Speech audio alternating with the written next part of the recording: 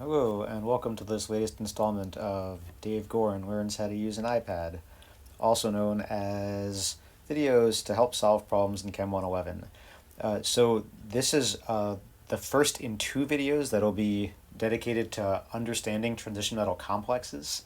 And so, in both of these videos, we're going to talk about the three transition metal complexes that are drawn on the screen. In the first video, I'll be walking you through how to go from a formula, just an atomic formula, such as, these that are drawn here, 1, 2, and 3, how to walk from these lists of atoms to three-dimensional structures. And we'll think about, what are the shape of these things? And that'll require us to think about the steric number or the coordination number of the central metal atom. In video 2, we'll talk about going from that three-dimensional structure to assignment of the metal oxidation state, which you may also talk about as the charge on the metal, and in addition, assigned the number of electrons occupying the valence d orbitals in that metal.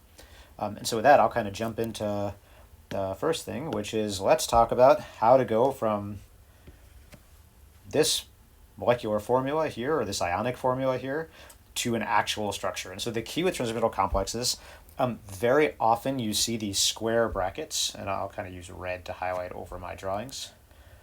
The square brackets denote a set of atoms or atoms that are all attached to one another, that are part of some single complex. And so that's kind of key to know. When we start looking in here, there's a few things we want to identify. One thing we want to identify is what is the central metal atom? What's the metal in our transition metal? And so in this case, well, I'm pretty sure it's not Cl and it's not H and it's not N. It's Co.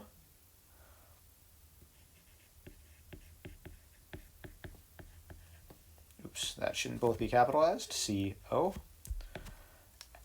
Once we know the central metal atom, we can ask what is attached. And that's where paying attention to the additional parentheses and numbers can be really helpful. So when we look at this, what we're looking for is we want to notice there's a set of parentheses here around NH3. And so what's that saying is that there is an NH3 attached to our cobalt. How many NH3s? 4. There are 4 NH3s because the 4 is modifying the stuff that's in parentheses. There are 4 NH3s.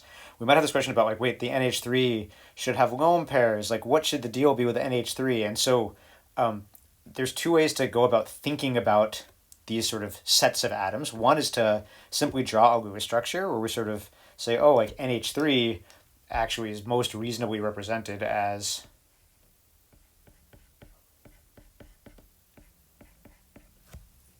this structure.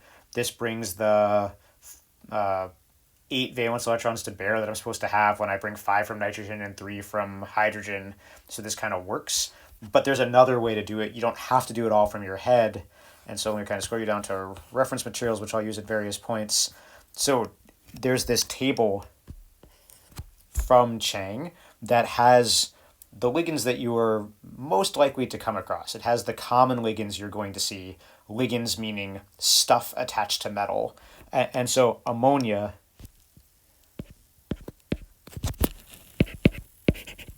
one kind of key is that this table does not have the abbreviations, but it does have NH3. And so part of the game is to associate the NH3 that you see in a formula with this NH3 here.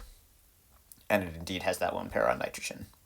Okay, going back up. Okay, so that first analysis is that, all right, there are 4 ammonias. There are 4 NH3s attached to, or an equal sign, 4 NH3s attached to the cobalt. What else is there attached to the cobalt? Well, there's also chlorine or chloride. How many? There's 2 of them, right? That sub number, that subscript numeral is modifying the chloride.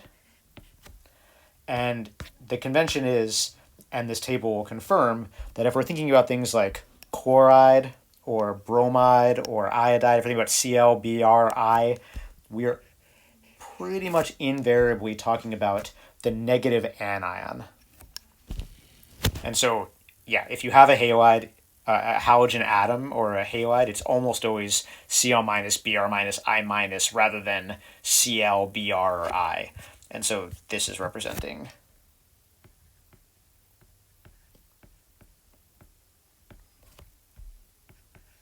that. All right.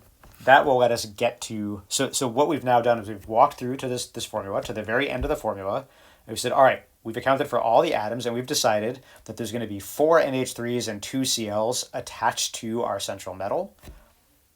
And so what does that mean for the overall structure? There are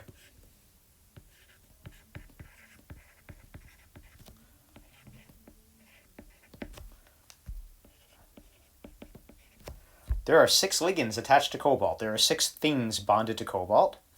And so that tells me that the steric number is 6. And this corresponds to an octahedral geometry in transition metal complexes. And that's actually no different from what we saw in terms of Lewis structure complexes where the steric number was 6. So that's kind of nice. There's nothing like really new to worry about. So then we get to like, all right, how can we draw an octahedral complex that has these 6 things on it? And so I'm going to start doing that. Here's cobalt. What we do when we draw these metal complexes is we basically imagine that a pair of electrons, either from the ammonia or the chloride, I'll actually start with a chloride, I think it'll be easier. A pair of electrons from the chloride is going to basically go to the cobalt and make a bond.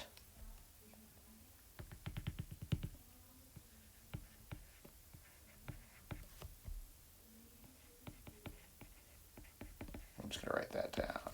Use 2 electrons from the ligand to make bond.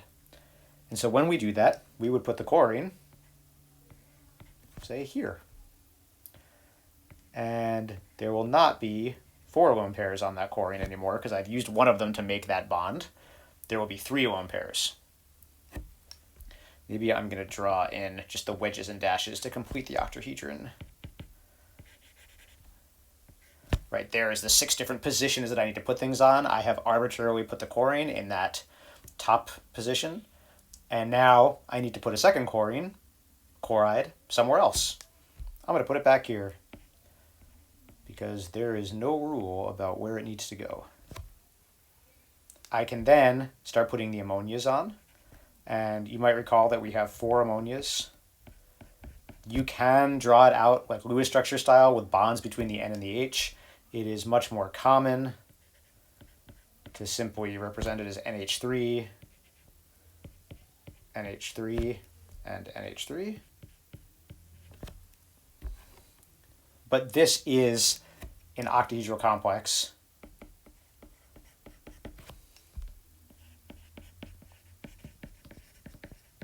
An octahedral complex of cobalt that has 4 ammonias and 2 Cls on it. There is one thing that we have not considered yet, and that is on the outside of this bracket was that positive charge. And that denotes that the complex has a net charge.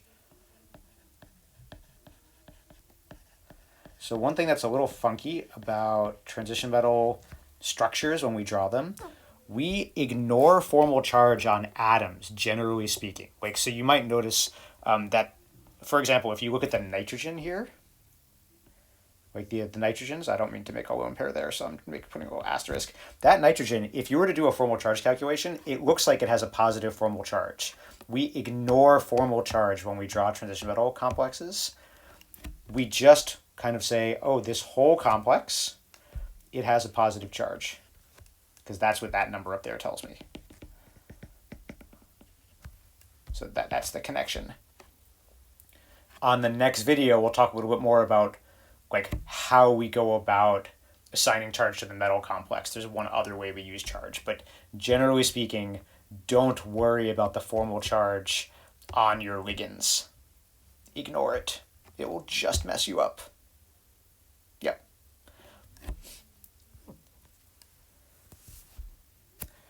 So at this point, I'd like to ask the additional question, is this the only isomer I could have drawn? Because that would be, I don't know, another perfectly reasonable exam question that like Professors Queenie, Jameson, or Buck might dream up. How many different isomers can we draw of this octahedral cobalt complex represented by that formula in brackets up here?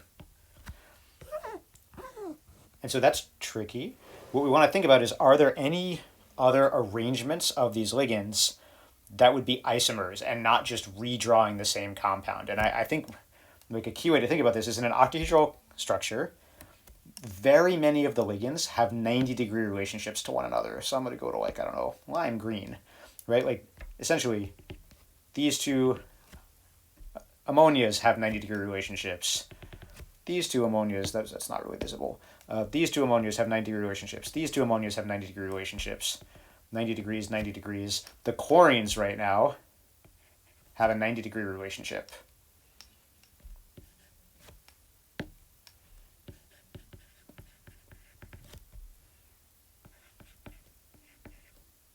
The bond angle from Cl to Co to Cl is equal to 90 degrees. And so if we want to draw a different structure, if we want to draw an isomer, we should think about trying to draw a structure where that relationship is no longer true.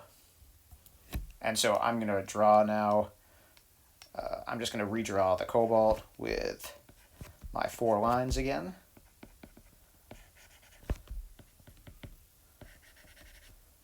There's my octahedral kind of outline for myself.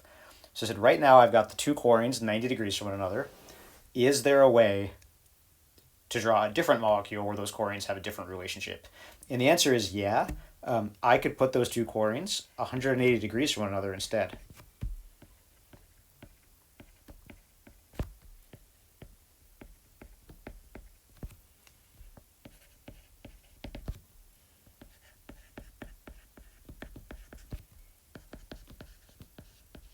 That is a different molecule. That is an isomer.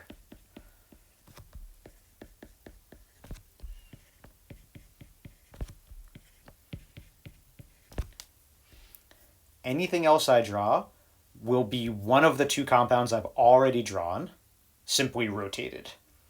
And if you kind of don't believe that, model kits are like a superb way to convince yourself. Like, try drawing a different structure with the CLs 180 degrees apart, and then use your model kit to flip it to be the original structure. This video is actually getting a little bit long. I may pause here and then come back and start a second video with our other two compounds.